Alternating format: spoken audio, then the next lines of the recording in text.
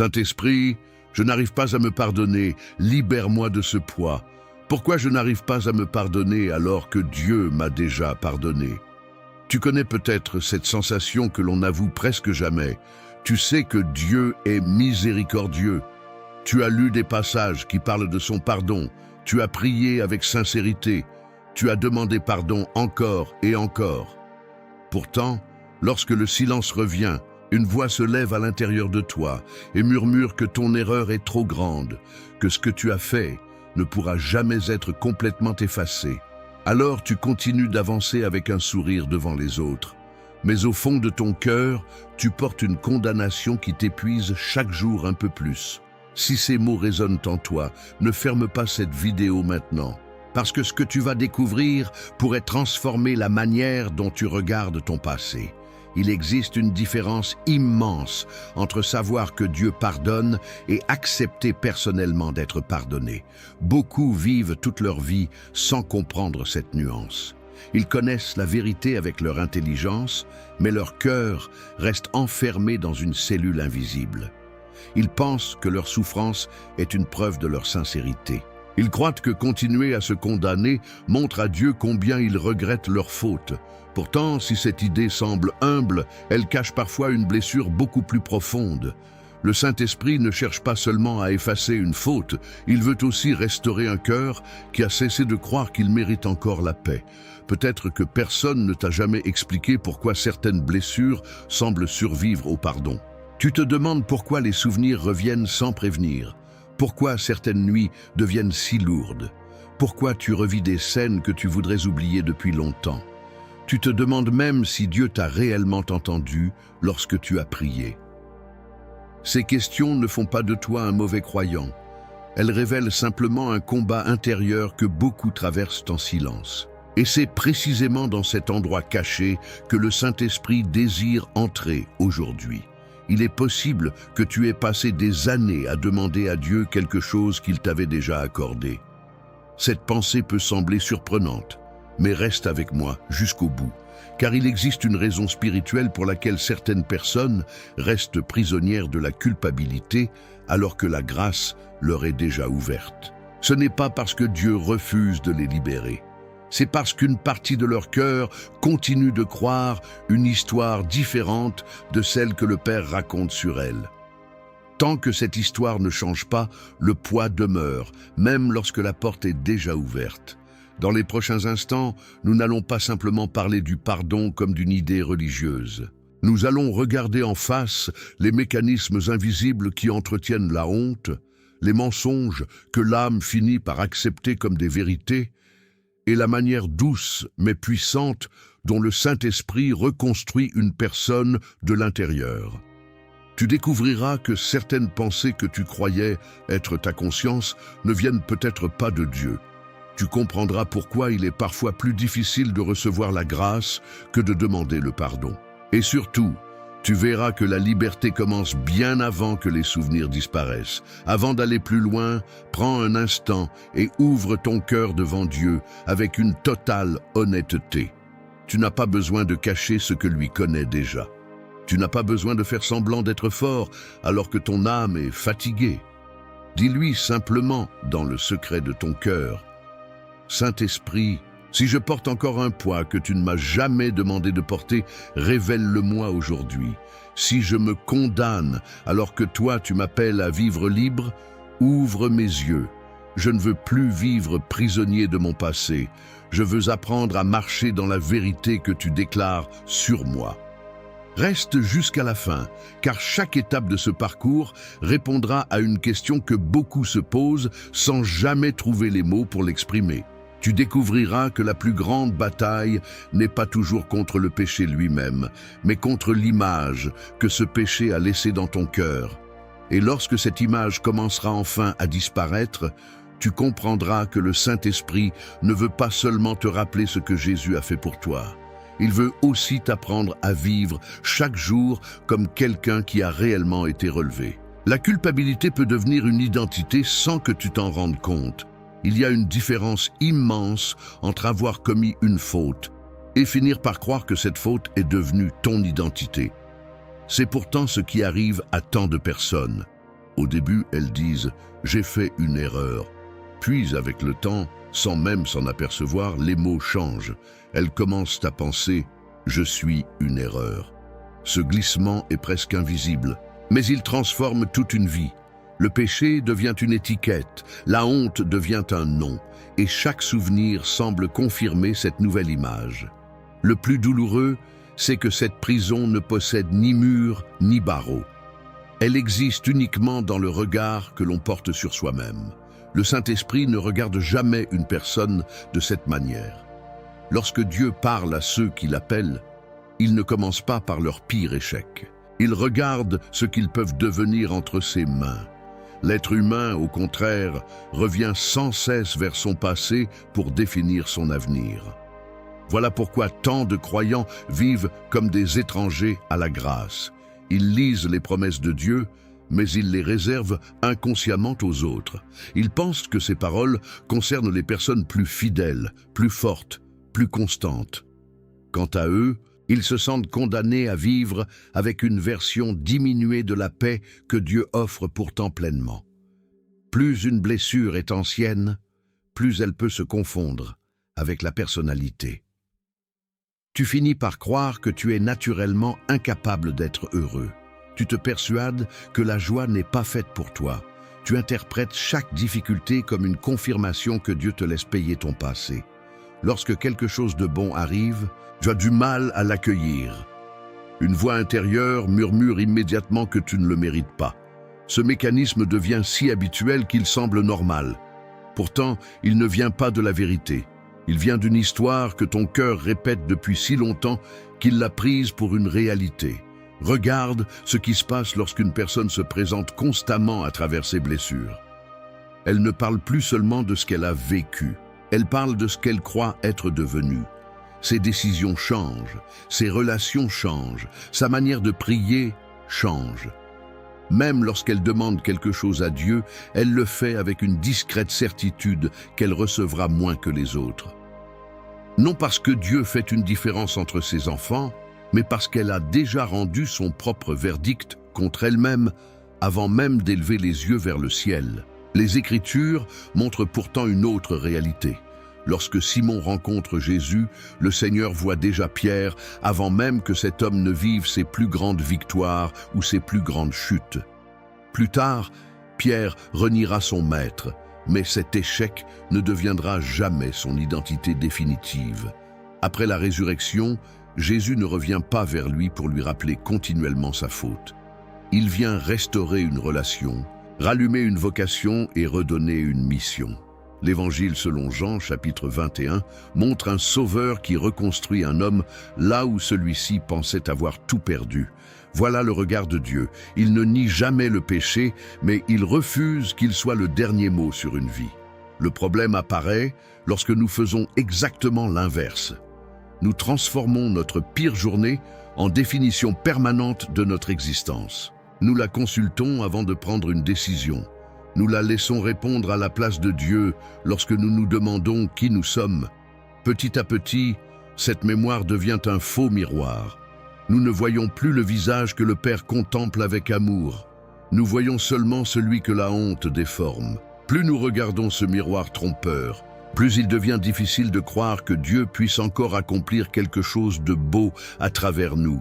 Peut-être te reconnais-tu dans cette situation. Tu n'oses plus rêver. Tu hésites à servir. Tu évites certaines responsabilités parce qu'au fond de toi, tu te répètes que quelqu'un avec ton passé ne devrait pas occuper une telle place. Tu ignores peut-être que cette pensée vole déjà une partie de la vie que Dieu voulait te confier. L'ennemi n'a pas toujours besoin de convaincre une personne d'abandonner la foi. Il lui suffit parfois de lui faire croire qu'elle restera toujours limitée par ce qu'elle a été. Ainsi, elle survit spirituellement sans jamais marcher dans la liberté qui lui était destinée. Le Saint-Esprit agit pourtant d'une manière totalement différente. Il ne commence pas par modifier tes circonstances. Il commence par transformer le regard que tu portes sur toi-même. Il enlève lentement les étiquettes que la culpabilité avait collées sur ton cœur. Il remplace les définitions construites par la honte par celles que le Père prononce depuis toujours. Ce travail est profond. Il demande parfois du temps, parce qu'il ne s'agit pas seulement de changer des pensées, mais de restaurer une identité blessée. Et lorsque cette restauration commence, quelque chose d'extraordinaire se produit. Tu ne cherches plus simplement à oublier ton passé. Tu découvres qu'il cesse progressivement d'avoir le pouvoir de décider de ton avenir. C'est précisément ici que naît une autre question, encore plus profonde. Si la culpabilité peut devenir une identité, à quel moment as-tu commencé à croire que tu ne méritais plus la paix? Peut-être que cette conviction est née bien avant ce que tu imagines. Peut-être qu'elle s'est installée silencieusement au cœur d'un événement que tu n'as jamais vraiment laissé le Saint-Esprit visiter. Le jour où tu as commencé à croire que tu ne méritais plus la paix. Il existe un moment que beaucoup de personnes ne remarquent jamais. Ce n'est pas forcément le jour où elles ont commis leur plus grande erreur. Ce n'est pas non plus le jour où elles se sont éloignées de Dieu. C'est un instant beaucoup plus discret, presque invisible, où une pensée s'est installée dans leur cœur sans faire de bruit. Cette pensée disait simplement « À partir d'aujourd'hui, je ne mérite plus d'être heureux ». Elle n'était peut-être pas formulée avec ces mots, mais elle est devenue une conviction profonde. Depuis ce jour, chaque joie semble suspecte, chaque bénédiction paraît imméritée, et chaque difficulté est interprétée comme une punition logique. C'est ainsi que l'âme cesse progressivement de recevoir la paix comme un cadeau, pour commencer à la considérer comme une récompense qu'elle devra un jour mériter. Le plus troublant est que cette croyance peut naître après un seul événement. Une parole prononcée dans la colère, une décision qui a bouleversé une famille, une occasion perdue, une faute commise dans le secret, une personne que l'on n'a pas su aimer comme il aurait fallu. Tu continues à vivre, mais quelque chose en toi reste bloqué à cet instant précis. Les années passent, pourtant ton cœur revient sans cesse devant cette même scène. Tu revis les mêmes images, tu reconstruis les mêmes dialogues, et tu t'infliges des milliers de procès dont tu es à la fois le juge, l'accusateur et le condamné. Pendant ce temps, Dieu t'appelle à avancer, mais une partie de toi refuse de quitter ce lieu parce qu'elle pense qu'en restant là, elle paiera enfin ce qu'elle doit. Le Saint-Esprit ne construit jamais une relation avec toi à partir de cette logique. Dieu ne te demande pas de souffrir suffisamment pour devenir digne de sa présence. Il t'invite à recevoir ce que personne ne pourrait acheter par ses propres efforts. La grâce perd tout son sens si elle devient un salaire. Pourtant, sans t'en rendre compte, tu peux transformer la vie chrétienne en une longue tentative de compenser ton passé. Tu pries davantage parce que tu te sens coupable. Tu sers davantage parce que tu espères effacer une faute. Tu fais des sacrifices non par amour, mais parce qu'au fond de toi, tu crois encore devoir équilibrer une dette que Jésus a déjà portée jusqu'à la croix. C'est ici que beaucoup confondent repentance et autopunition. La repentance ouvre la porte à une vie nouvelle.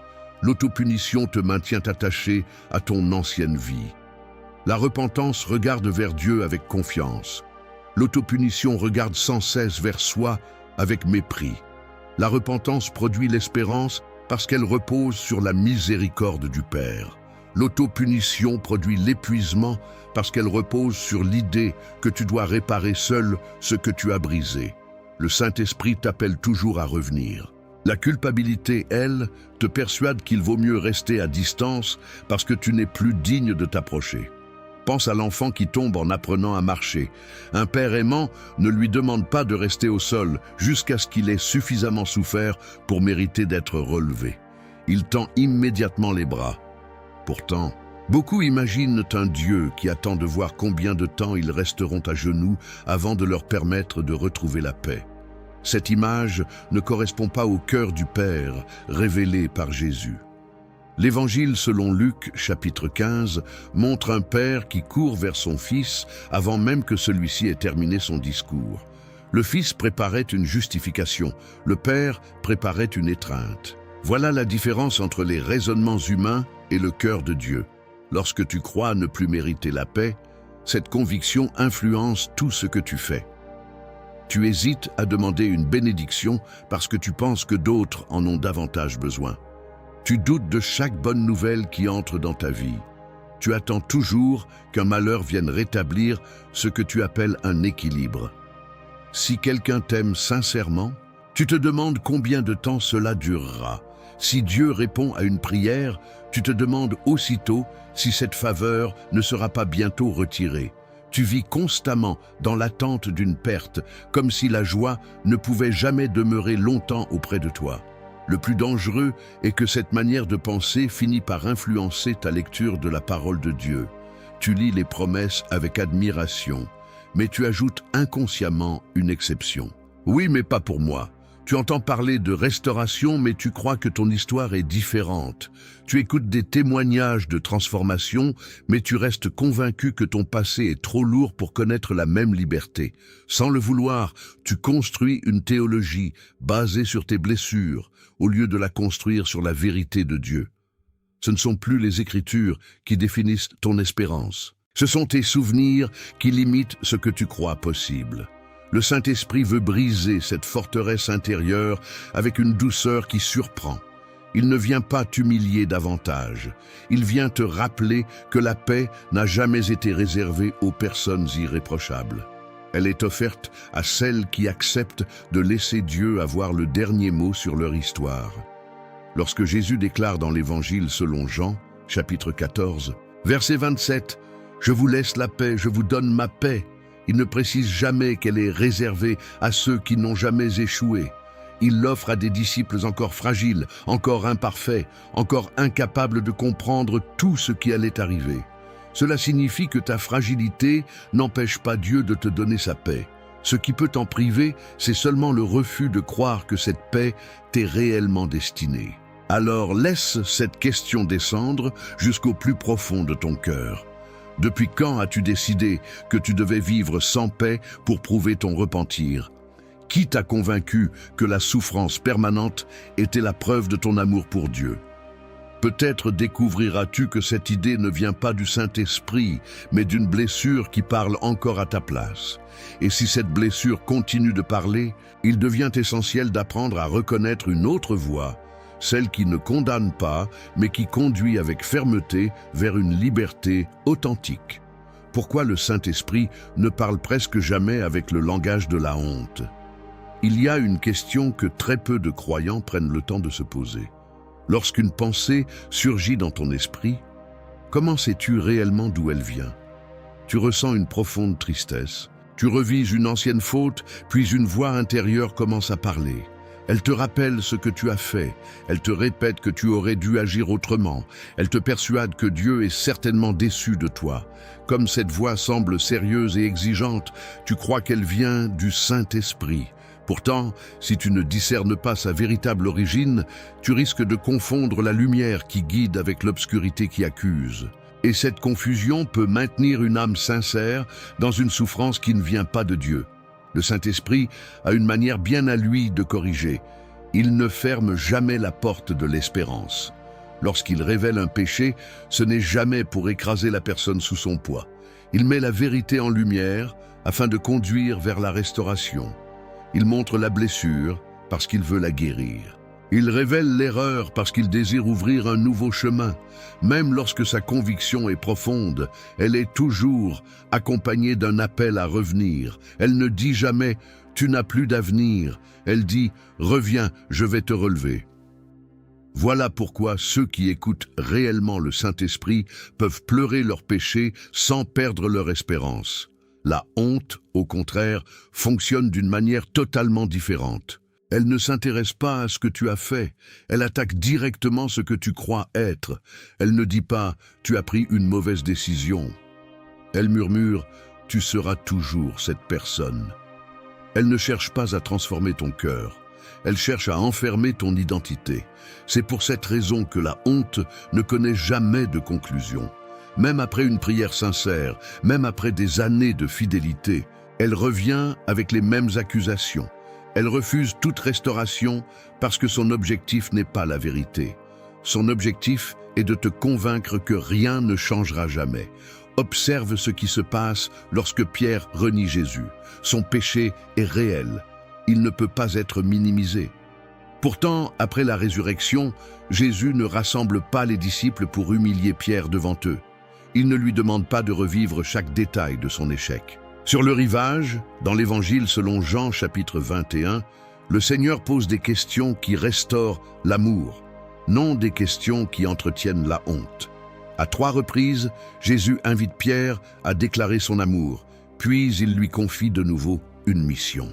Le Maître ne nie pas la chute. Il refuse simplement qu'elle devienne le centre de l'identité de son disciple. Voilà comment agit le Saint-Esprit encore aujourd'hui. Il restaure ce que la honte voulait définir pour toujours. Il existe pourtant un piège subtil.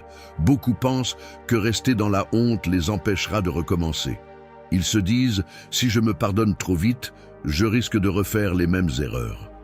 Alors, ils gardent volontairement une part de condamnation, comme si cette souffrance pouvait devenir une protection.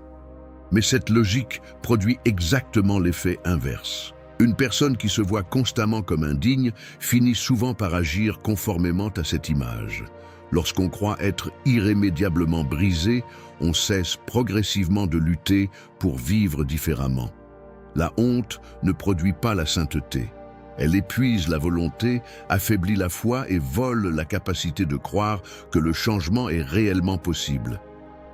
Le Saint-Esprit ne transforme jamais une personne par l'humiliation.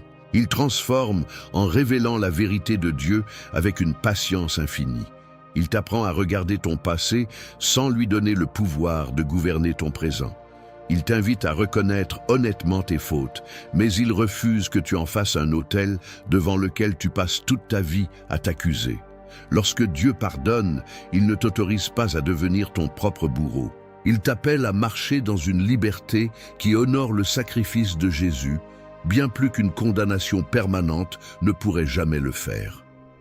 Il est aussi important de comprendre que le Saint-Esprit parle souvent avec une paix étonnante, même lorsqu'il reprend. Beaucoup s'attendent à entendre une voix dure, menaçante ou remplie de colère. Pourtant, ceux qui apprennent à le connaître découvrent une autorité qui n'a pas besoin d'écraser pour convaincre. Son regard perce les profondeurs du cœur, mais il ne retire jamais la possibilité de revenir. C'est cette douceur qui bouleverse. Elle ne banalise pas le péché, elle révèle simplement que l'amour de Dieu est plus puissant que les chaînes qui retenaient ton âme. Plus tu reconnaîtras cette voix, moins tu seras manipulé par les accusations qui cherchent à se faire passer pour la conscience. Prends un instant pour observer les pensées qui reviennent le plus souvent lorsque tu es seul. Produisent-elles le désir de t'approcher davantage de Dieu ou te poussent-elles à te cacher? Te donne-t-elle le courage de croire que le Père peut encore agir dans ta vie ou te répète-t-elle que tout est perdu? Cette simple question peut déjà révéler beaucoup de choses. Le Saint-Esprit attire toujours vers la présence du Père. La honte, elle, pousse à fuir cette présence. Depuis le Jardin d'Éden, la condamnation cherche à cacher l'être humain. Depuis la croix, la grâce l'appelle à revenir. Et c'est ici qu'apparaît une autre vérité que beaucoup n'ont jamais osé regarder en face. Si le Saint-Esprit ne t'a jamais demandé de vivre dans la honte, pourquoi continues-tu à porter le poids d'une dette que Jésus a déjà entièrement effacée? Peut-être que ce fardeau ne témoigne plus de ton repentir, mais simplement d'une difficulté à croire jusqu'au bout que le sacrifice de la croix était réellement suffisant pour toi. Tu continues peut-être à porter une dette que Jésus a déjà effacée. Il existe un poids que beaucoup de croyants portent pendant des années sans jamais se demander si Dieu leur a réellement demandé de le garder. Ils avancent avec une fatigue intérieure qu'ils considèrent comme normale. Ils pensent que cette lourdeur fait partie de leur vie spirituelle. Ils s'imaginent que continuer à souffrir est une manière de montrer à Dieu qu'ils prennent leurs fautes au sérieux. Pourtant, une question mérite d'être posée avec honnêteté. Si Jésus a réellement payé le prix du pardon, pourquoi continues-tu à vivre comme si une partie de cette dette reposait encore sur tes épaules? Cette question dérange parce qu'elle touche à un endroit très profond. Elle ne remet pas en cause ton amour pour Dieu. Elle révèle simplement ce que ton cœur croit encore au sujet de la croix. Beaucoup disent croire que Jésus est mort pour leurs péchés. Pourtant, dans leur manière de vivre, ils agissent comme si ce sacrifice était suffisant pour les autres, mais incomplet pour eux. Ils pensent qu'il manque encore quelque chose. Ils n'osent pas le dire ouvertement, mais leurs pensées le répètent chaque jour. Je dois encore payer. Je dois encore souffrir. Je dois encore prouver que je regrette. Sans s'en rendre compte, ils ajoutent de leurs propres efforts à une œuvre que Dieu a déjà déclarée parfaite. Ce n'est pas de l'orgueil conscient. C'est souvent une blessure déguisée en humilité. Le cœur croit honorer la croix alors qu'il continue secrètement à douter de sa puissance. Imagine une personne qui reçoit une lettre annonçant que toutes ses dettes ont été intégralement réglées. Les preuves sont devant elle, le document est authentique, la signature est incontestable. Pourtant, chaque matin, cette personne continue d'envoyer de l'argent à un créancier qui ne réclame plus rien. Elle renonce à ses projets, refuse de reconstruire sa vie et vit dans la peur constante d'être poursuivie. Ce comportement semblerait incompréhensible. Pourtant, spirituellement, beaucoup vivent exactement ainsi.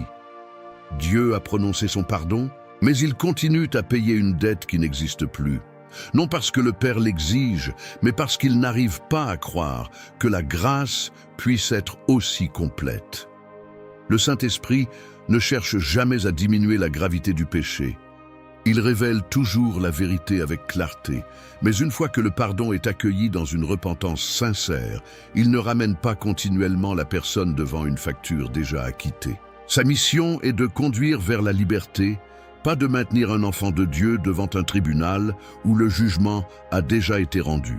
Lorsque l'Écriture affirme que Jésus a porté nos fautes, ce n'est pas une image poétique destinée à réconforter les consciences.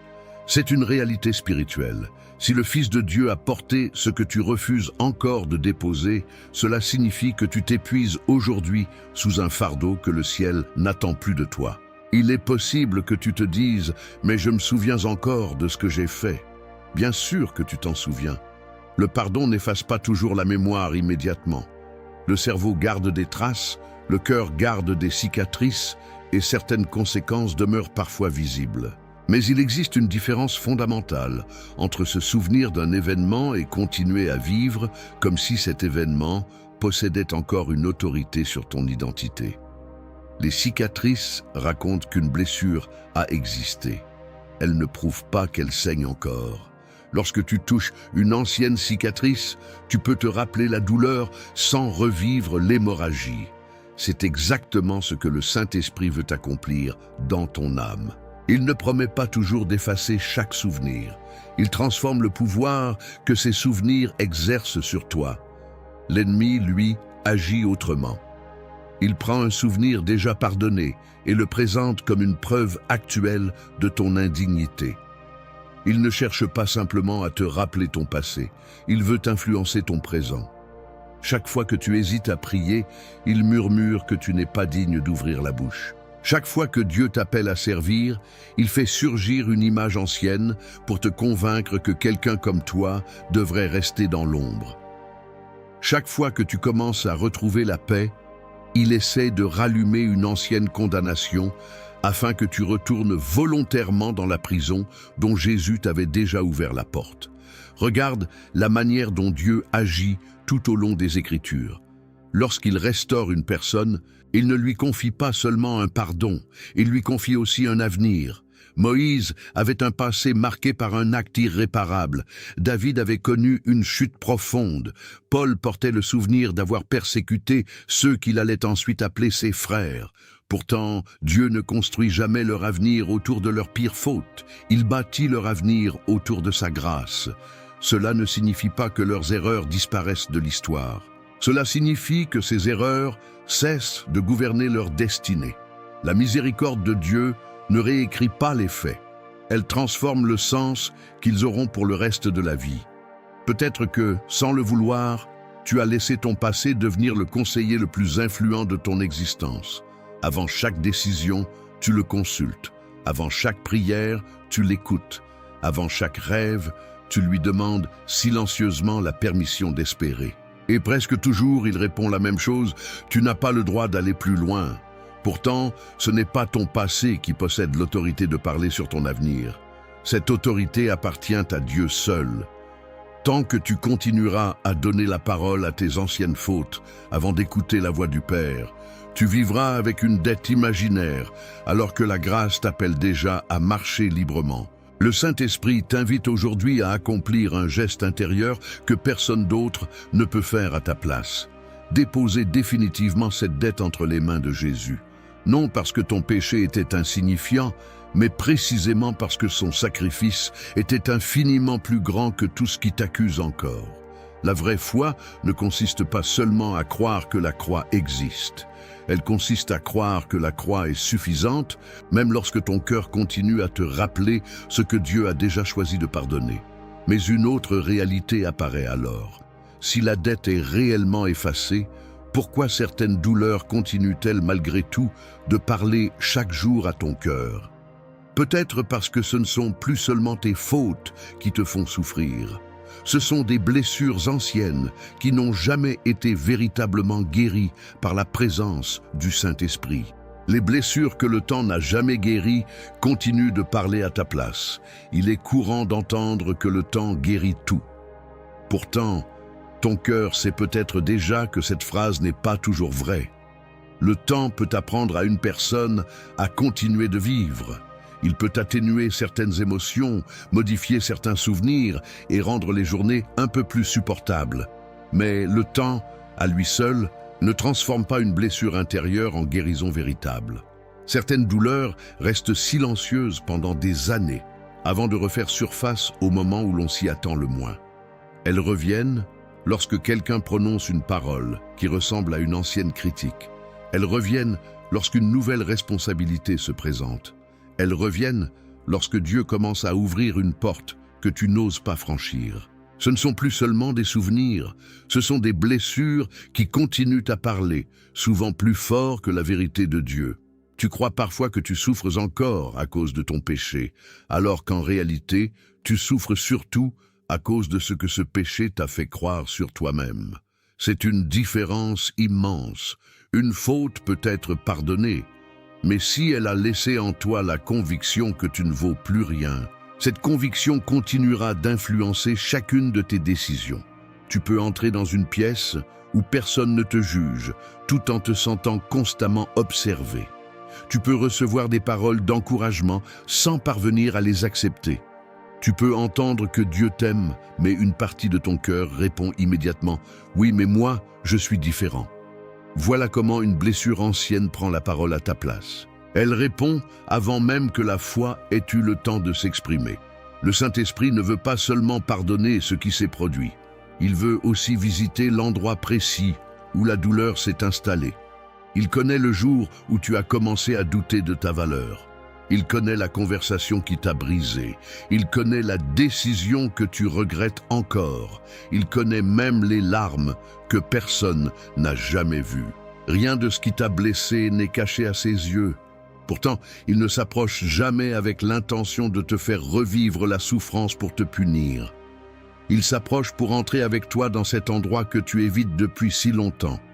Car une blessure que l'on cache continuellement finit souvent par gouverner toute une vie.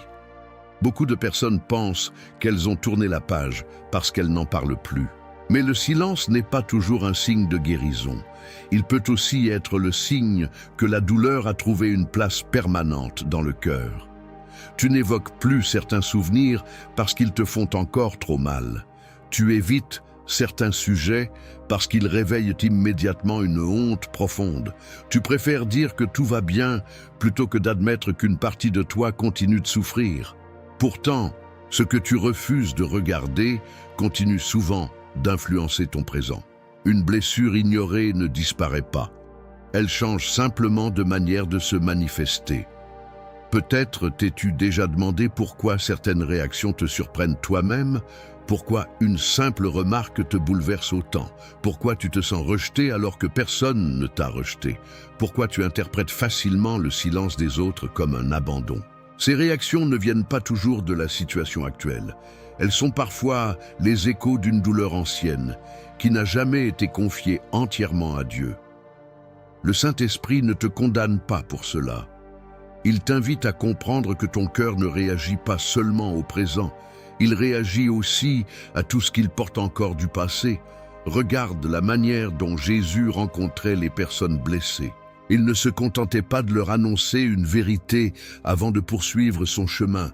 Il s'arrêtait, Il écoutait, il regardait chacun avec une attention que personne ne leur avait offerte auparavant.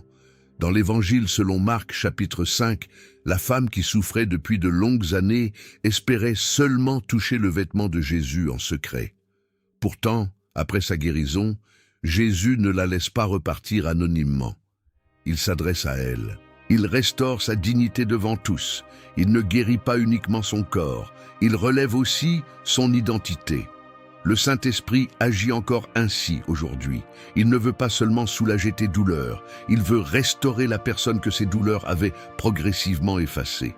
Il arrive aussi que certaines blessures soient entretenues par les paroles que tu te répètes depuis des années. Sans même t'en apercevoir, tu prononces intérieurement des phrases qui deviennent comme des prophéties contre toi-même. Je ne changerai jamais. Je déçois toujours les autres. Dieu peut utiliser tout le monde sauf moi. À force d'être répétées, ces paroles semblent vraies. Pourtant, elles ne sont pas la voix du Père. Elles sont les cicatrices d'un passé qui continue de parler parce qu'aucune vérité n'est encore venue prendre sa place. Le Saint-Esprit ne fait pas taire ses mensonges par la violence. Il les remplace progressivement par une vérité plus profonde, jusqu'à ce que ton cœur apprenne enfin à croire ce que Dieu déclare depuis toujours. La guérison intérieure n'est pas un instant magique où toutes les émotions disparaissent d'un seul coup. C'est un chemin où la présence de Dieu devient peu à peu plus forte que les anciennes blessures. Un jour, tu te surprends à repenser à ton passé, sans ressentir la même oppression. Tu découvres que ce souvenir n'a plus le pouvoir de définir tes choix. Tu comprends que Dieu n'a pas effacé ton histoire, mais qu'il en a changé la signification. Ce qui était autrefois une source permanente de honte devient le témoignage silencieux de sa fidélité. Ce qui t'écrasait devient la preuve que sa grâce a été plus grande que ta chute. Et c'est précisément à ce moment qu'une nouvelle question surgit. Si certaines blessures ont perdu leur pouvoir, pourquoi arrives-tu encore parfois à croire davantage ce que ton passé raconte que ce que Dieu promet? C'est là que commence une autre bataille. Celle où les souvenirs semblent parfois avoir plus d'autorité que la parole elle-même. Quand ton passé devient plus fort que la promesse de Dieu, il existe une bataille que très peu de personnes voient, parce qu'elle ne se déroule ni dans les circonstances, ni dans les relations, ni même dans les événements de la vie. Elle se déroule dans l'espace le plus intime de ton cœur. C'est le moment où une promesse de Dieu entre en conflit avec un souvenir douloureux. D'un côté, la parole déclare que tu es aimé, restauré et appelé. De l'autre, ton passé te montre des images qui semblent prouver exactement le contraire. Tu veux croire ce que Dieu dit, mais les souvenirs paraissent plus réels que l'espérance. Ce n'est pas parce que la promesse manque de puissance, c'est parce que la mémoire émotionnelle parle souvent avec une intensité que la raison ne peut pas faire taire à elle seule. Voilà pourquoi tant de croyants connaissent les Écritures, tout en ayant tant de mal à vivre la paix qu'elles annoncent.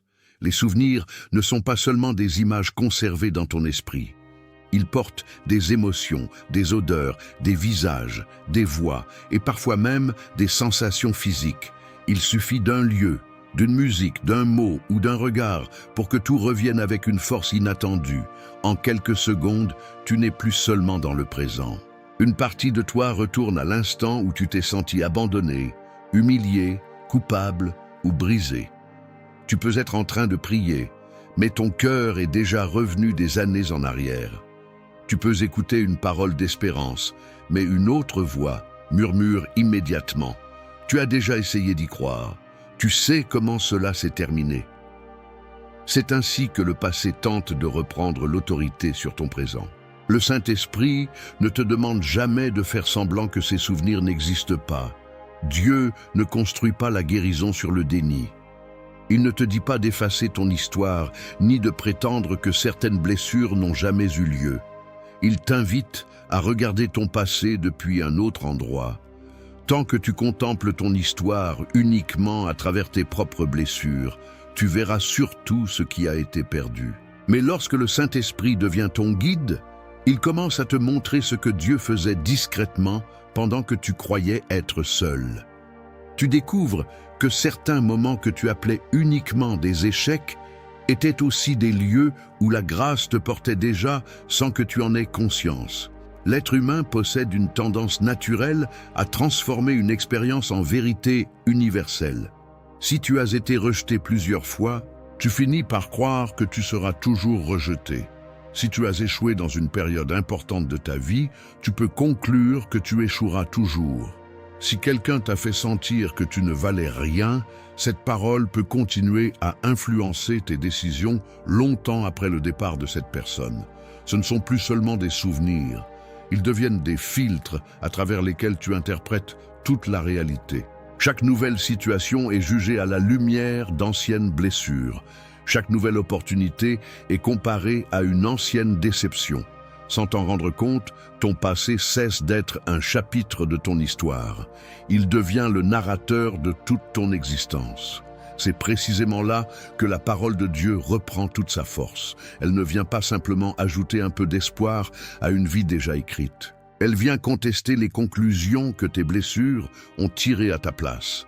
Lorsque Dieu parle, il ne dialogue pas avec la version de toi que la honte a fabriquée. Il s'adresse à la personne qu'il a créée et qu'il continue de restaurer. Voilà pourquoi certaines promesses semblent parfois difficiles à accueillir. Elles contredisent directement l'image que tu portes de toi-même depuis des années. Elles t'obligent à choisir entre deux récits. Le premier raconte que ton passé déterminera toujours ton avenir. Le second affirme que la grâce possède une autorité plus grande que toutes les fautes, toutes les blessures et toutes les pertes réunies. Regarde l'histoire de Joseph. Pendant des années, tout semblait confirmer que les rêves reçus de Dieu ne se réaliseraient jamais. Trahi par ses frères, vendu comme esclave, accusé injustement et oublié en prison, il aurait eu toutes les raisons de croire que son passé définissait désormais son destin. Pourtant, Dieu écrivait déjà une histoire plus grande que ce que Joseph pouvait voir. Ce n'est qu'à la fin qu'il comprit que le Seigneur n'avait jamais cessé d'agir. Les événements n'étaient pas devenus bons en eux-mêmes. C'était Dieu qui avait été capable de transformer leur portée. Cette vérité apparaît dans le livre de la Genèse, chapitre 50. Lorsque Joseph reconnaît que ce que les hommes avaient voulu pour le mal, Dieu l'avait conduit vers un bien plus grand. Voilà la différence entre la mémoire humaine et le regard de Dieu. L'une s'arrête à la blessure, l'autre voit déjà la restauration. Peut-être qu'aujourd'hui encore, tu interprètes chaque retard comme un abandon, chaque silence comme un refus et chaque difficulté comme une preuve que Dieu s'est éloigné. Pourtant, le Saint-Esprit t'invite à poser une autre question. Et si ce que tu interprètes comme une absence était en réalité une préparation invisible? Et si certaines portes fermées avaient empêché des blessures encore plus profondes? Et si Dieu travaillait dans des endroits que ton regard ne peut pas encore atteindre? Ces questions ne servent pas à expliquer toutes les souffrances. Elles servent à ouvrir ton cœur à une possibilité nouvelle. Celle que ton histoire n'est pas terminée là où ta douleur voulait la conclure. Il arrive un moment où chaque croyant doit prendre une décision intérieure. Continuer à laisser ses souvenirs être l'autorité suprême ou commencer à donner à la voix de Dieu une place plus élevée que toutes les images du passé. Cette décision ne supprime pas instantanément toutes les émotions. Elle marque cependant un changement profond. Tu cesses progressivement de demander à ton passé qui tu es. Tu commences à demander au Père ce qu'il voit lorsqu'il pose les yeux sur toi. C'est là que la foi grandit réellement.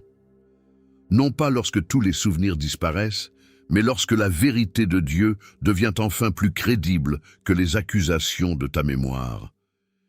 Et lorsque cette vérité commence à s'enraciner, une découverte inattendue apparaît. Tu réalises que certains fardeaux que tu portes encore ne viennent plus de Dieu depuis longtemps. Ils sont restés sur tes épaules uniquement parce que tu as appris à vivre avec eux. Il est peut-être temps de te demander si le poids qui t'épuise aujourd'hui est réellement celui que le Seigneur t'a demandé de porter. Le poids que tu portes n'est peut-être plus le tien. Il existe des fardeaux que Dieu nous demande effectivement de porter. Les responsabilités, les épreuves qui font grandir la foi, les sacrifices inspirés par l'amour, la fidélité dans les saisons difficiles.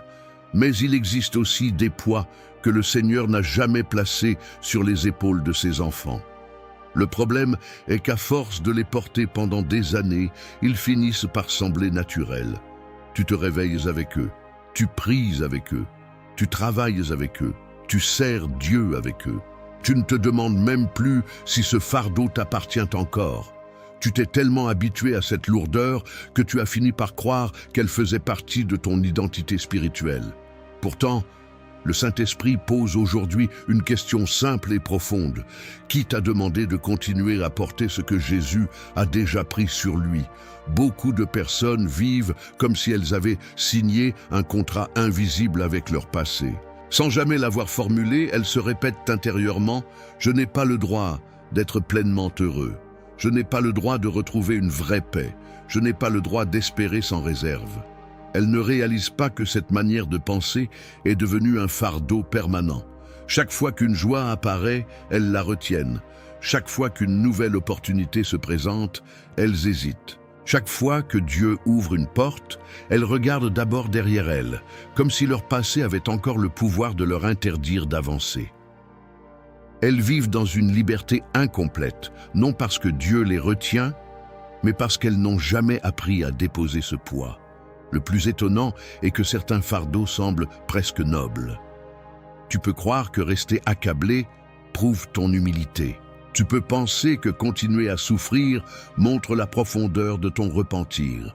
Tu peux même avoir peur qu'en retrouvant la paix, tu donnes l'impression de prendre ton passé à la légère. Pourtant, la paix que Dieu donne ne minimise jamais le péché. Elle magnifie la puissance de sa grâce. Lorsque tu refuses de recevoir cette paix, tu ne rends pas la croix plus précieuse. Tu continues simplement à porter un poids que le Christ n'a jamais voulu te voir conserver. Le véritable honneur rendu au sacrifice de Jésus n'est pas de rester prisonnier de la culpabilité, c'est de croire que son œuvre est réellement suffisante. Imagine un voyageur qui marche depuis des kilomètres avec un sac rempli de pierres. Son dos lui fait mal, ses jambes sont épuisées, chaque pas devient plus difficile que le précédent. Arrivé à destination, quelqu'un lui dit avec bienveillance « Tu peux poser ton sac maintenant ». Mais le voyageur répond « Je préfère continuer à le porter. J'ai marché si longtemps avec lui que je ne sais plus avancer autrement. » Cette scène paraît étrange, pourtant elle ressemble à la vie de nombreuses personnes. Elles ont tellement vécu avec la culpabilité, la peur et la condamnation qu'elles ne savent plus qui elles seraient sans ses compagnons de route. Elles confondent la lourdeur avec la fidélité. Elles oublient que Dieu n'a jamais promis de rendre le cœur plus lourd, mais de le renouveler. Le Saint-Esprit agit souvent d'une manière très différente de ce que nous imaginons. Il ne vient pas toujours retirer immédiatement les circonstances difficiles. En revanche, il commence presque toujours par retirer ce qui écrase inutilement l'âme. Il enlève les mensonges qui disent que tu es définitivement disqualifié. Il enlève les accusations qui te poursuivent alors que le Père t'a déjà accueilli. Il enlève la peur qui t'empêche de croire qu'un avenir est encore possible. Son œuvre consiste à rendre ton cœur suffisamment libre pour marcher là où Dieu t'appelle. Tant que tu restes courbé sous un poids qui ne t'appartient plus, il devient difficile de voir le chemin que le Seigneur ouvre devant toi. Il y a aussi des fardeaux transmis de génération en génération. Certains ont grandi en entendant qu'ils ne seraient jamais à la hauteur. D'autres ont vécu dans un climat où l'amour devait toujours être mérité. D'autres encore ont appris très tôt que chaque erreur devait être payée par une longue période de souffrance. Ces schémas s'enracinent profondément. Même après avoir rencontré le Christ, ils continuent parfois à influencer la manière dont on perçoit Dieu. Sans le vouloir, on imagine un Père qui ressemble davantage aux blessures du passé qu'au Dieu révélé par Jésus. Le Saint-Esprit veut briser cette confusion. Il ne vient pas seulement transformer ton avenir. Il vient purifier l'image que tu portes du Père, afin que tu puisses enfin recevoir son amour sans craindre qu'il te soit retiré au moindre faux pas. Regarde ce que Jésus déclare dans l'Évangile selon Matthieu, chapitre 11, versets 28 à 30. Il invite ceux qui sont fatigués et chargés à venir à lui. Il ne promet pas une vie sans défi. il promet un repos pour l'âme. Ce repos ne dépend pas de circonstances parfaites. Il naît lorsque l'on cesse de porter ce que Dieu n'a jamais demandé de conserver. Beaucoup lisent ce passage comme une belle promesse, mais continuent à garder leurs anciennes chaînes dans le secret de leur cœur. Le Seigneur les appelle à venir tels qu'ils sont, tandis qu'eux pensent devoir d'abord se libérer seuls avant d'oser s'approcher. C'est exactement l'inverse de l'Évangile. Tu viens avec ton poids, et c'est dans sa présence que tu apprends à le déposer. Peut-être qu'aujourd'hui le Saint-Esprit ne te demande pas d'accomplir un grand exploit spirituel. Peut-être te demande-t-il simplement un acte de confiance, celui d'ouvrir enfin les mains. Depuis si longtemps tu serres ce fardeau contre toi parce que tu as peur de ce qui arriverait si tu le lâchais. Tu crains d'oublier ton passé, tu crains de manquer de vigilance. Tu crains même que Dieu pense que tu ne prends plus tes fautes au sérieux. Pourtant, la véritable foi ne consiste pas à serrer plus fort tes chaînes. Elle consiste à croire que les mains de Dieu sont plus sûres que les tiennes. Ce que tu lui confies n'est jamais perdu. Ce qui est abandonné entre ses mains est transformé. Et lorsque ce poids commence enfin à quitter tes épaules, quelque chose d'extraordinaire devient possible. Tu découvres que la liberté ne commence pas lorsque ton histoire change, mais lorsque ton regard sur toi-même change. C'est précisément ce que le Saint-Esprit veut accomplir ensuite. Il désire t'apprendre à te voir non plus à travers les blessures de ton passé, mais à travers le regard d'amour que le Père pose sur toi depuis le premier jour. La liberté commence lorsque tu acceptes le regard que Dieu porte sur toi. Il y a une vérité qui bouleverse toute une vie lorsqu'elle descend enfin de l'intelligence jusqu'au cœur.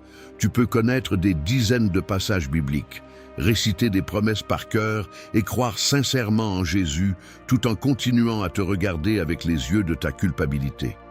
C'est là que beaucoup restent bloqués pendant des années. Ils ne doutent pas de l'amour de Dieu pour l'humanité, ils doutent silencieusement de son amour personnel pour eux. Ils sont convaincus que le Père accueille les autres avec tendresse, mais ils pensent devoir franchir une montagne invisible avant d'être regardés avec la même compassion. Pourtant, la liberté commence précisément le jour où tu acceptes que le regard de Dieu sur toi n'a jamais été déterminé par ton pire échec. Nous avons tendance à croire que Dieu nous regarde comme nous nous regardons nous-mêmes. Lorsque nous sommes déçus de nous, nous imaginons un Dieu déçu. Lorsque nous avons honte, nous imaginons un Dieu qui détourne les yeux. Lorsque nous nous sentons indignes, nous pensons que le ciel partage ce verdict. Mais cette image naît souvent de notre propre blessure et non de la révélation de l'Évangile. Le Père ne te contemple pas à travers les lunettes de ta condamnation. Il te regarde à travers l'œuvre accomplie par son Fils. Voilà pourquoi son regard possède une profondeur que ton cœur a parfois du mal à accepter. Il voit tes combats sans ignorer ton potentiel. Il connaît chacune de tes chutes sans cesser de voir la personne qu'il est en train de restaurer. Le problème est que nous vivons souvent comme si notre valeur variait selon notre performance spirituelle. Lorsque nous prions avec régularité, nous nous sentons plus proches de Dieu. Lorsque nous traversons une période de faiblesse, nous avons l'impression qu'il s'éloigne. Peu à peu, nous construisons une relation fondée sur nos résultats au lieu de la construire sur sa fidélité. Cette manière de penser est épuisante parce qu'elle transforme chaque journée en examen permanent. Tu te lèves en espérant être suffisamment bon pour mériter la paix avant la tombée de la nuit. Pourtant, le Saint-Esprit ne t'appelle jamais à vivre sous cette pression. Il t'invite à demeurer dans une relation où l'amour du Père précède toujours tes performances. Il est frappant de voir combien de personnes passent leur vie à chercher l'approbation des autres parce qu'elles n'ont jamais vraiment accueilli celle de Dieu. Elles travaillent davantage, donnent davantage, servent davantage et se fatiguent davantage, non parce qu'elles aiment profondément, mais parce qu'elles espèrent enfin se sentir assez dignes. Cette recherche ne connaît jamais de repos. Chaque réussite procure un soulagement passager, puis une nouvelle peur apparaît. Il faut encore prouver sa valeur, il faut encore convaincre, il faut encore mériter. Le Saint-Esprit veut te libérer de cette course sans fin. Il ne te demande pas de construire une identité solide grâce à tes succès. Il veut que ton identité repose sur une vérité que les échecs, comme les réussites, ne pourront jamais modifier. Regarde comment Jésus traitait ceux que la société avait déjà condamnés. Avant même que leur réputation change, son regard révélait leur dignité. Avant même que leur histoire soit restaurée, il leur rendait une place. Ceux qui s'approchèrent de lui découvraient quelque chose qu'ils n'avaient jamais connu auparavant. Ils n'étaient pas définis par leur passé, mais appelés par leur avenir. Dans l'Évangile selon Luc, chapitre 19, lorsque Jésus s'arrête devant Zachée, beaucoup voient encore un homme enfermé dans son ancienne vie. Jésus, lui, voit déjà un cœur capable d'être transformé. Son regard précède la métamorphose. C'est cette manière de voir que le Saint-Esprit veut former en toi. Il veut que tu apprennes progressivement à te regarder comme Dieu te regarde. Peut-être que tu te demandes comment accepter ce regard lorsque tu connais toutes tes faiblesses. La réponse ne consiste pas à nier ce qui est encore imparfait. Elle consiste à cesser de croire que tes imperfections sont le centre de ton identité. Le Père connaît déjà tout ce qui te manque. Rien ne le surprend. Rien ne l'oblige à revoir son projet pour ta vie. Ce qui ralentit souvent ton chemin, ce n'est pas ce que Dieu ignore de toi.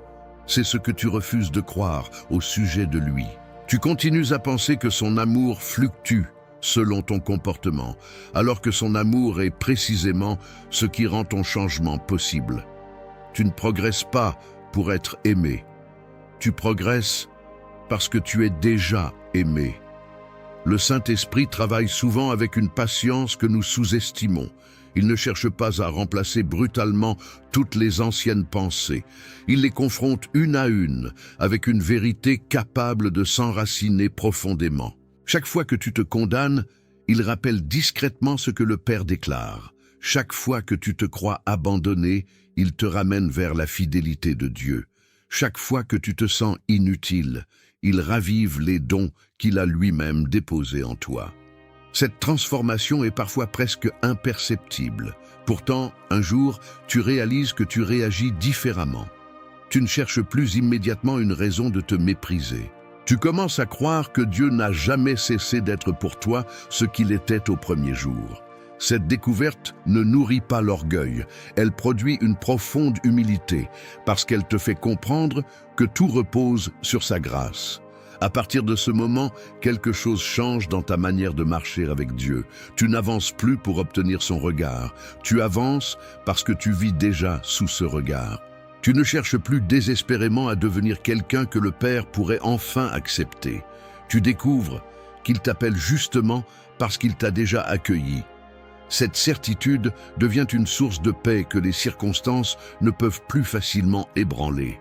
Et lorsque cette paix commence à habiter ton cœur, le Saint-Esprit peut entreprendre une œuvre encore plus profonde. Il ne se contente plus de changer ton regard sur toi-même. Il commence à restaurer tout ce que la culpabilité avait lentement détruit au fil des années.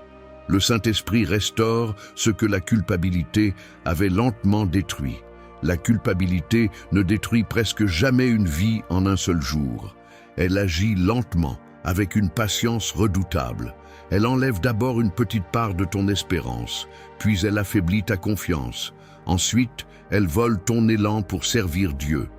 Enfin, elle finit par te convaincre que tu ne seras plus jamais la personne que tu étais autrefois. Tu continues à vivre, mais quelque chose en toi cesse progressivement de croire à un avenir.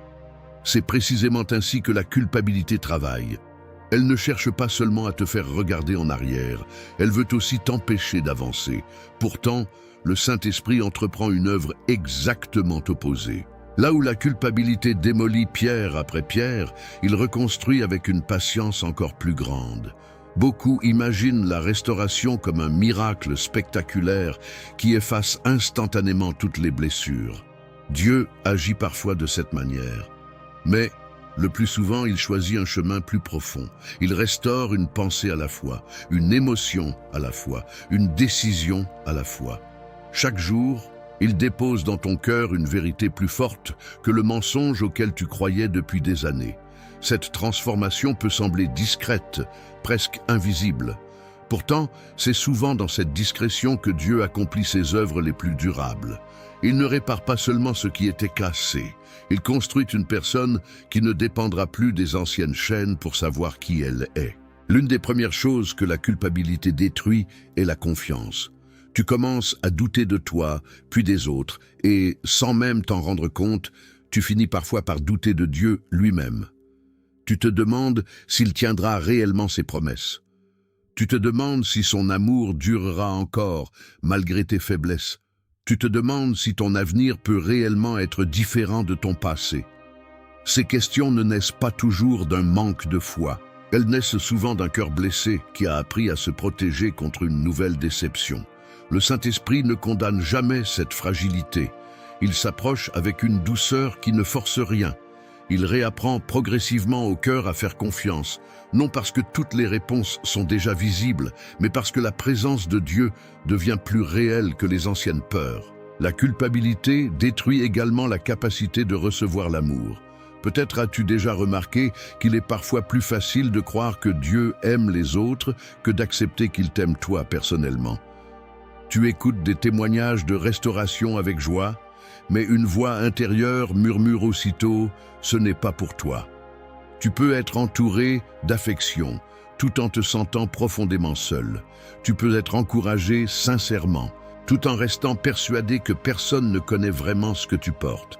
Peu à peu, tu construis des murs pour éviter d'être de nouveau blessé. Pourtant, ces murs qui devaient te protéger finissent aussi par empêcher l'amour d'entrer. Le Saint-Esprit ne vient pas briser ces murs par la force. Il frappe doucement jusqu'à ce que ton cœur découvre qu'il est enfin en sécurité dans la présence du Père. Il restaure aussi la capacité de rêver. Beaucoup de personnes abandonnent leurs appels non parce que Dieu les a retirés, mais parce qu'elles se sont convaincues qu'elles n'étaient plus dignes de les vivre. Elles réduisent leurs attentes, limitent leurs prières et renoncent à croire que le Seigneur puisse encore écrire de belles pages dans leur histoire. Pourtant, Dieu n'est pas seulement le Dieu du pardon, il est aussi le Dieu des nouveaux commencements. Lorsque le Saint-Esprit restaure un cœur, il ne se contente pas d'enlever les ruines. Il rallume des espérances que l'on croyait définitivement éteintes. Il remet en mouvement des dons qui étaient restés silencieux. Il rappelle des promesses que la peur avait recouvertes de poussière. Il est important de comprendre que cette restauration ne consiste pas à retrouver exactement la personne que tu étais avant ta chute. Dieu fait souvent quelque chose d'encore plus beau. Il forme une personne plus humble, plus compatissante, plus dépendante de lui et plus sensible à la souffrance des autres. Les blessures guéries deviennent parfois les endroits où la grâce se manifeste avec le plus de force. Ce qui t'avait autrefois rempli de honte devient progressivement une source de compassion. Tu comprends enfin les larmes de ceux qui souffrent parce que tu connais toi-même le chemin de la restauration. Ainsi, Dieu ne gaspille aucune partie de ton histoire. Il transforme même ce qui semblait définitivement perdu en un témoignage vivant de sa fidélité. Regarde l'apôtre Paul. Dans ses lettres, il n'efface jamais totalement le souvenir de son passé. Il reconnaît qu'il avait persécuté l'Église. Pourtant, il ne laisse plus cette réalité définir son identité. Il parle surtout de la grâce qui l'a relevé. Dans la première épître à Timothée, chapitre 1, il montre que sa vie est devenue un témoignage de la patience de Dieu. Son passé n'est plus une prison. Il devient la preuve que la miséricorde du Seigneur est capable de rejoindre les endroits les plus sombres du cœur humain. Voilà ce que le Saint-Esprit désire accomplir en toi. Il ne veut pas seulement enlever la douleur, il veut transformer ton histoire en une source d'espérance pour ceux qui pensent qu'il est trop tard pour eux. Peut-être que, pendant des années, tu as cru que Dieu te supporterait tout au plus avec patience. Aujourd'hui, le Saint-Esprit veut t'apprendre une vérité bien plus profonde. Le Père ne te tolère pas. Il t'aime. Il ne t'accueille pas à contre-cœur. Il se réjouit de te voir revenir. Il ne restaure pas ta vie parce qu'il y est obligé. Il le fait parce que son amour est plus fort que tout ce qui t'a brisé. Lorsque cette vérité s'enracine enfin dans ton cœur, tu cesses peu à peu de survivre spirituellement. Tu recommences à vivre. Et lorsque cette vie nouvelle commence à prendre forme, une dernière étape devient nécessaire. Il arrive un moment où tu dois faire un choix décisif. Continuer à te condamner malgré la grâce de Dieu, ou accepter d'entrer pleinement dans une nouvelle saison où la honte n'a plus le dernier mot. C'est ce choix qui ouvrira la porte au prochain chapitre. Le moment où tu cesses enfin de te condamner ouvre une nouvelle saison. Il existe un instant dans le cheminement d'une personne où quelque chose change profondément. Ce n'est pas le jour où toutes les difficultés disparaissent. Ce n'est pas le moment où chaque souvenir douloureux s'efface. Ce n'est même pas l'instant où toutes les conséquences du passé cessent d'exister. C'est le jour où le cœur prend une décision que lui seul pouvait prendre. La décision de ne plus vivre comme son propre juge. Pendant longtemps, tu as peut-être cru que te condamner était une preuve de sincérité. Tu pensais que tant que tu resterais sévère envers toi-même, tu montrerais à Dieu combien tu regrettais ce qui s'était passé. Mais un jour, le Saint-Esprit t'amène devant une vérité qui change tout. Continuer à vivre sous une condamnation que Dieu a déjà levée ne glorifie pas sa justice. Cela t'empêche simplement de vivre pleinement sa grâce. Cette décision ne ressemble pas à une explosion d'émotions. Elle ressemble souvent à un acte silencieux de confiance. Tu regardes ton passé une dernière fois, non pour l'oublier, mais pour arrêter de lui donner le droit de décider de ton avenir. Tu comprends que tu ne peux pas réécrire ce qui est arrivé. Tu ne peux pas revenir en arrière pour prononcer d'autres paroles, faire d'autres choix ou éviter certaines blessures. Pendant des années, tu as essayé de changer hier en souffrant davantage aujourd'hui. Mais cette souffrance n'a jamais eu le pouvoir de transformer ce qui était déjà accompli. Le Saint-Esprit t'invite alors à accomplir ce que tu n'avais jamais osé faire. Fermer définitivement la porte de cette prison intérieure et marcher vers la vie que Dieu prépare encore pour toi. Beaucoup de croyants attendent de se sentir complètement libres avant d'avancer. Ils se disent qu'ils serviront Dieu lorsque toute leur culpabilité aura disparu. Ils aimeront pleinement lorsqu'ils n'auront plus peur. Ils répondront à leur appel lorsqu'ils se sentiront enfin dignes. Pourtant, Dieu agit souvent dans l'ordre inverse. Il t'invite à avancer pendant que ton cœur est encore en train de guérir. Il t'appelle à marcher alors que certaines cicatrices sont encore visibles. Ce n'est pas parce qu'il ignore tes fragilités, c'est parce qu'il sait que l'obéissance nourrit la guérison. Chaque pas de foi devient une preuve que ton passé ne gouverne plus entièrement ta vie. C'est exactement ce qui distingue une personne qui survit d'une personne qui recommence à vivre. Celui qui survit passe son temps à regarder derrière lui pour vérifier si ses anciennes chaînes le poursuivent encore. Celui qui commence réellement à vivre apprend progressivement à regarder devant lui. Il ne nie pas ce qu'il a traversé. Il refuse simplement d'y construire sa demeure. Son regard change, ses prières changent. Il ne demande plus constamment à Dieu de lui rappeler qu'il est pardonné. Il commence à demander au Saint-Esprit de lui apprendre comment vivre comme quelqu'un qui l'est déjà. Cette transformation paraît subtile, mais elle modifie chaque aspect de la vie quotidienne. Il arrivera certainement des jours où les anciennes pensées reviendront. Certaines nuits seront encore plus difficiles que d'autres. Un souvenir surgira sans prévenir. Une voix tentera de réveiller l'ancienne condamnation. Mais cette fois, un quelque chose sera différent. Tu ne donneras plus automatiquement raison à cette voix. Tu sauras reconnaître qu'elle ne possède plus l'autorité qu'elle avait autrefois. Tu répondras non par tes propres forces, mais par la vérité que le Saint-Esprit aura gravée dans ton cœur. Tu comprendras que la liberté n'est pas l'absence de combat. La liberté consiste à ne plus laisser ce combat définir ton identité. L'Écriture montre que Dieu aime ouvrir de nouvelles saisons lorsque ses enfants acceptent de lui faire confiance malgré leurs blessures. Pense à Abraham quittant sa terre sans connaître tout le chemin. Pense à Josué avançant après la disparition de Moïse. Pense aux disciples qui ont quitté leur filet sans savoir tout ce qui les attendait. Dans chacun de ces moments, Dieu ne leur demandait pas d'avoir toutes les réponses. Il leur demandait seulement de croire que son appel était plus grand que leur peur. Aujourd'hui encore, le Saint-Esprit agit de la même manière. Il ne te révèle pas toujours tout le chemin à l'avance. Il t'invite à faire le prochain pas avec lui. Peut-être que cette nouvelle saison ne commencera pas par un grand changement visible. Elle commencera peut-être lorsque tu te réveilleras demain matin avec une pensée différente. Au lieu de commencer ta journée en te rappelant tout ce que tu aurais voulu changer, tu remercieras Dieu de t'avoir accordé un jour nouveau. Au lieu de te présenter devant lui comme un accusé qui attend sa sentence, tu viendras comme un enfant qui retrouve son père. Au lieu de demander sans cesse si tu es encore digne d'être aimé, tu choisiras de croire que son amour était déjà là avant même que tu prononces la moindre prière. C'est ainsi que les nouvelles saisons commencent. Elles naissent d'une vérité accueillie profondément avant de devenir une réalité visible. Tu découvriras aussi que lorsque tu cesses de te condamner, tu regardes les autres différemment. Tu deviens plus patient avec leurs combats, plus compatissant envers leurs faiblesses. Tu n'éprouves plus le besoin de mesurer constamment la valeur des personnes à leurs erreurs, parce que tu sais ce que Dieu a fait avec les tiennes. La grâce reçue devient une grâce offerte. La miséricorde expérimentée devient une miséricorde partagée. Voilà l'un des plus beaux signes de la restauration.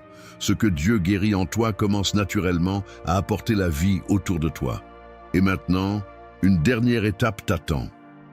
Après avoir reconnu tes blessures, compris la différence entre la condamnation et la conviction, déposer la dette que tu continuais de porter et accepter le regard du Père sur ta vie, il reste une décision essentielle. Non plus seulement comprendre ces vérités, mais les remettre entièrement entre les mains du Saint-Esprit dans un acte de confiance définitif. C'est là que tout ce parcours trouvera son accomplissement. Aujourd'hui, tu peux déposer ce poids pour toujours.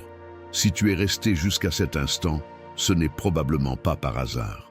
Peut-être qu'au début de cette vidéo, tu pensais simplement chercher quelques paroles de réconfort, mais au fil de ce chemin, tu as découvert quelque chose de plus profond. Tu as compris que le plus grand combat ne se trouvait pas seulement dans les erreurs de ton passé. Il se trouvait dans la manière dont tu avais laissé ces erreurs définir ton identité. Pendant longtemps, tu as cru que ton histoire parlait plus fort que la voix de Dieu. Tu as pensé que ta culpabilité était une preuve de ton amour pour le Seigneur.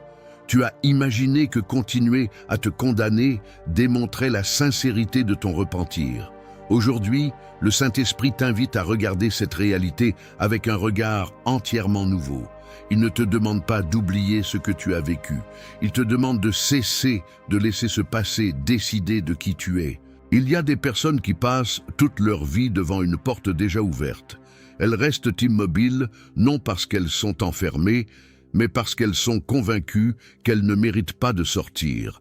Elles regardent constamment derrière elles, persuadées que quelqu'un viendra leur rappeler leur faute. Elles attendent un jugement qui a déjà été porté par un autre. Elles vivent comme des prisonniers, alors que le Père les appelle depuis longtemps à marcher dans la liberté. Peut-être que cette image ressemble à ton propre cœur. Tu n'étais pas retenu par les mains de Dieu, tu étais retenu par la peur de croire que son pardon était réellement plus grand que tout ce qui t'accusait encore. Le Saint-Esprit ne veut pas seulement t'offrir une émotion passagère qui disparaîtra lorsque cette vidéo sera terminée. Il veut établir une nouvelle manière de vivre. Une manière où chaque matin ne commence plus par un procès intérieur, mais par la certitude que la miséricorde de Dieu est encore présente. Une manière où les souvenirs ne dirigent plus tes décisions. Une manière où la honte cesse d'être la voix la plus forte dans ton esprit. Cette transformation ne signifie pas que tu ne tomberas plus jamais. Elle signifie que tu ne te définiras plus jamais uniquement par tes chutes. Désormais, tu apprendras à te relever avec la main de Dieu plutôt qu'à rester seul sous le poids de ta condamnation. Prends maintenant quelques instants dans le silence de ton cœur. Là où tu es, ferme les yeux si tu le peux. N'essaie pas de trouver des paroles parfaites. Le Père ne cherche pas un discours impeccable. Il cherche un cœur qui accepte enfin de lui faire confiance. Dis-lui simplement, « Saint-Esprit, je dépose aujourd'hui ce poids que je porte depuis si longtemps. Je renonce à croire que ma condamnation est plus forte que ton pardon. Je renonce à penser que mon passé possède encore le dernier mot sur ma vie. Apprends-moi à me voir comme le Père me voit. » Lorsque les anciens souvenirs reviendront, rappelle-moi que je n'appartiens plus à ces chaînes. Lorsque la honte voudra parler, fais résonner ta vérité plus profondément que toutes les accusations. Conduis-moi chaque jour dans la liberté que Jésus a déjà acquise pour moi. Peut-être qu'en prononçant ces mots, tu ne ressens rien d'extraordinaire. Ne laisse pas cette impression te décourager. Dieu ne travaille pas uniquement à travers les émotions. Bien souvent, les plus grandes œuvres du Saint-Esprit commencent dans un silence que personne ne remarque. Une graine disparaît sous la terre bien avant que l'arbre n'apparaisse. Pourtant, c'est précisément dans cet endroit invisible que la vie commence. De la même manière, le Seigneur agit souvent dans les profondeurs de ton cœur avant que tu vois les premiers changements. Continue à marcher avec confiance. Chaque fois que tu choisiras de croire sa vérité plutôt que tes anciennes accusations, cette nouvelle vie grandira un peu plus. Souviens-toi aussi que la liberté n'est pas un lieu où l'on arrive une fois pour toutes. C'est un chemin que l'on parcourt chaque jour avec le Saint-Esprit. Certains matins seront plus faciles, d'autres demanderont davantage de foi. Il y aura encore des combats, mais tu ne les affronteras plus avec la même identité. Tu ne seras plus un accusé qui espère un verdict favorable. Tu seras un enfant de Dieu qui apprend progressivement à vivre selon ce que son Père a déjà déclaré sur lui. Cette différence change tout. Elle transforme la manière de prier, de servir, d'aimer, de pardonner et même de regarder l'avenir. Lorsque les anciennes pensées reviendront, ne discute pas avec elles pendant des heures. Ramène doucement ton cœur vers la vérité. Rappelle-toi que la voix du Saint-Esprit conduit toujours vers le Père. Elle ne t'écrase pas, elle ne te laisse pas seul dans tes fautes, elle te relève, elle t'encourage, elle te montre le chemin. Plus tu apprendras à reconnaître cette voix, moins les accusations trouveront de place dans ton esprit. Elles finiront par perdre l'autorité que tu leur avais donnée pendant si longtemps. Avant de quitter cette vidéo, fais une dernière chose. Ne garde pas cette décision comme une simple émotion du moment. Fais-en un engagement devant Dieu.